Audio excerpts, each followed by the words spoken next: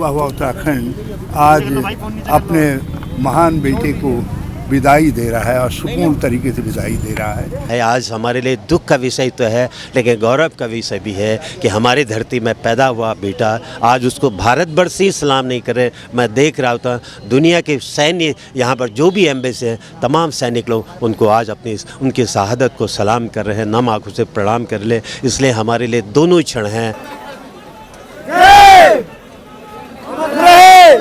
तेरी मिट्टी में मिल जावा गुल बन के मैं खिल जावा, इतनी सी है दिल की आरज़ू।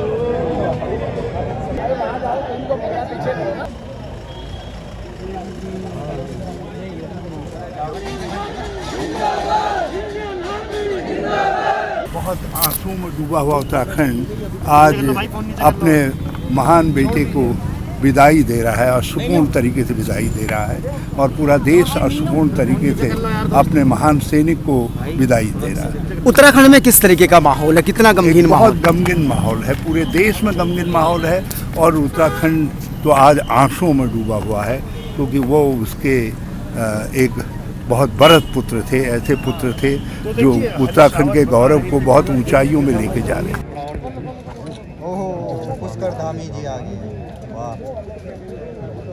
नमस्कार, हमारे साथ मौजूद हैं प्रदीप टमटा जी, सांसद प्रदीप टमटा जी। उनसे पूछेंगे कि जो देवभूमि है, जो हमारी सैनिक भूमि भी है, उसके लिए ये कितनी बड़ी क्षति है बिपिन रावत जी का यूँ चले जाना?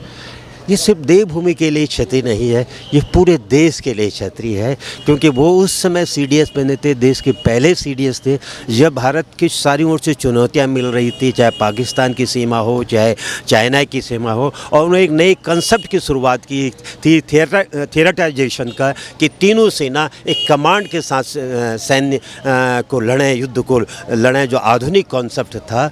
तो उस मैं समझता हूँ इस देश को उनके द्वारा शुरू की गई इस परंपरा को जारी रखना चाहिए, और उत्तराखंड के लिए तो वो परंपरा है। आज हमारे लिए दुख का विषय तो है, लेकिन गौरव का विषय भी है कि हमारी धरती में पैदा हुआ बेटा आज उसको भारतवर्ष ही सलाम नहीं करे। मैं देख रहा था दुनिया के सैन्य यहाँ पर जो भी एम्बेसी हैं, तमाम सैनिक लोग उनको आज अपनी उनकी शहादत को सलाम कर रहे हैं, नम आंखों से प्रणाम कर ले। इसलिए हमारे लिए दोनों क्षण हैं, एक तरफ दुख की अनुभूति है, नम आंखों से विदाई दे रहे हैं, तो उसे गौरव की भी अनुभूति है कि वो बेटा, वो धरती पुत्र उस धरती माटी में जब पैदा हुआ जहाँ हम भी पले बढ़े। जी, आपका कई बार उनसे मिलना जुलना रहा होगा, तो आपकी क्या यादें हैं विपिन रावत? बहुत ही सज्जन और सरल क्या कहते इंसान थे। मेरी दो यादें हैं। एक कोरोना काल से पहले जो चीफ आर्मी ऑफ स्टाफ थे, एक महत्वपूर्ण संदर्भ में मेरे एक मित्र को कोई काम था और उनका मेरे को फ़ोन आया कि 12 बजे आप आर्मी चीफ से अपॉइंटमेंट लेके हमारी ये बात कह दें। मैंने कहा वो chief of the army staff है, आप 12 बजे करो, और आज ही मुलाकात होनी कैसे संभव होगी? फिर भी मैंने कहा कोशिश करता हूँ। मैंने उनके ऑफिस में मैसेज करवाया, उन्होंने कहा सर मुश्किल होगा। फिर भी मैंने कहा कि उनसे कह दीजिए कि उत्तराखंड से सांसद है प्रदीप टमटा साहब से मिलना चाहते हैं। मुझे बड़ी खुशी हुई कि 4-5 बजे उन्होंने मुझे क्या कहते हैं उनके ऑफिस से आया कि इसी जगह जहाँ हमने विदाई दी आपको उन्होंने 6:30 बजे बुलाया है, और मैं गया तो उन्होंने एक आम उत्तराखंडी व्यक्ति की तरह, एक भाई की तरह मेरा क्या कहते हैं वहाँ पर जो स्वागत किया, अभिनंदन किया, मैं अभिभूत हूँ। यादें मेरे जहन में है। और उसके बाद कोरोना काल में जब बहुत मुश्किल हो रही थी, उत्तराखंड में भी सैनिक हॉस्पिटल थे, लेकिन उस समय सिविलियन को ज़रूरत थी। मैंने CDS वो बन चुके थे, एक फ़ोन किया कि रानीखेत का मामला था। मैंने कहा सारे उत्तराखंड में, उन्होंने कहा नहीं प्रदीप जी आप रानीखेत के नहीं, मैं उत्तराखंड के सारे हॉस्पिटल को डायरेक्ट कर दूँगा कि वहाँ सिविल के लोगों में एंटरटेन करूं। तो बहुत ही साधारण, सरल और स्वाभाविक हैं। मैं एक साधारण सा सांसद था, वो उस समय चीफ स्टाफ थे, और उसके बाद दूसरे बार वो CDS थे, लेकिन उन्होंने मेरे अनुरोध को स्वीकार किया। इसलिए यादें बहुत पर्सनल व्यक्ति के। सर उनका एक था कि मतलब वो गांव में अपने गांव गए थे CDS बनने के बाद, उनकी इच्छा थी कि वो रिटायरमेंट के बाद वहाँ रहें और सड़क, और हमारी पार्टी ने कहा भी है कि जो सड़क नहीं बन पाई थी वो हम 22 के अंदर आएंगे, हम उसको बनाएंगे।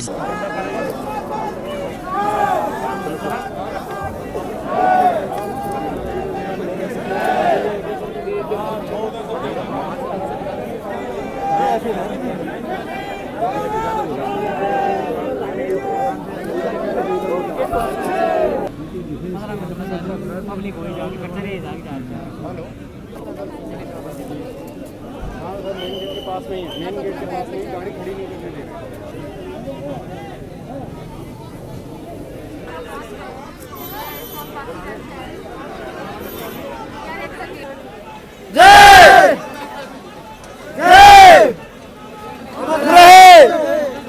अमर रहे, अमर रहे, अमर रहे। सोच नहीं जो तेरे लिए सौ दर्द सहे, महफूज रहे मेरी आन सदा, चाहे जान मेरी रहे न रहे।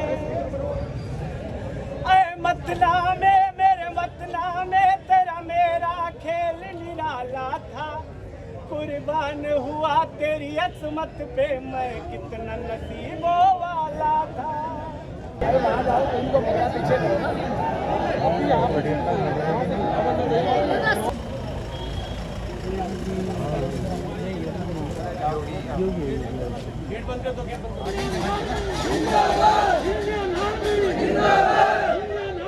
जिंदाबाद,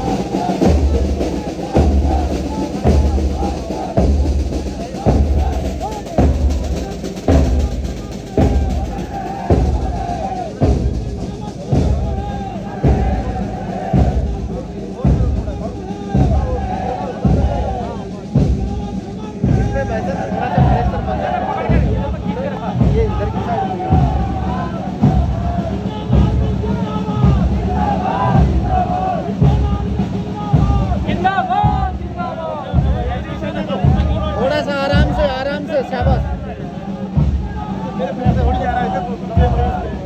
ये प्रेशर मत दो, प्रेशर मत दो, धक्का मत दो, आराम से खड़े रहो, खड़े रहो, आराम से रहो। अरे यार तुम काम सारा खराब करोगे, थोड़ा सा हो जाओ। अरे फिर ऐसे हो रहा है क्या? ये और पीछे हो रहा है, पीछे है बैरिकेड, पीछे बात करो, क्या होगा?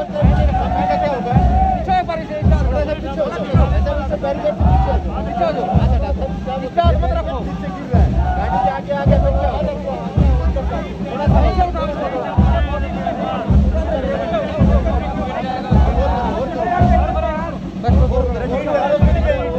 अरे ईंट खड़ी कर दो उसको, घर की साइड से और कर दो।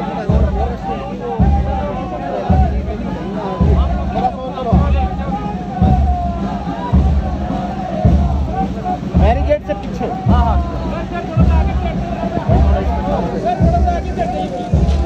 थोड़ा सा पीछे रहो, बैरिकेड पे, बैरिकेड को मत धक्का देना इधर।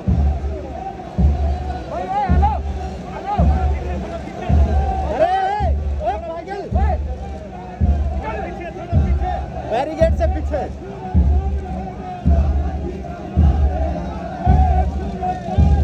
बैरिकेड से थोड़ा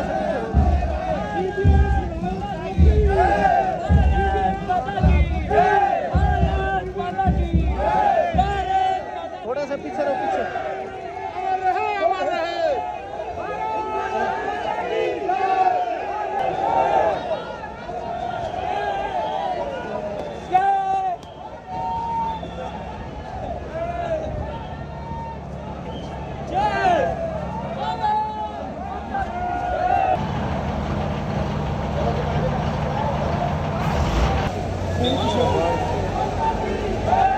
भाई धक्का मत ना, बना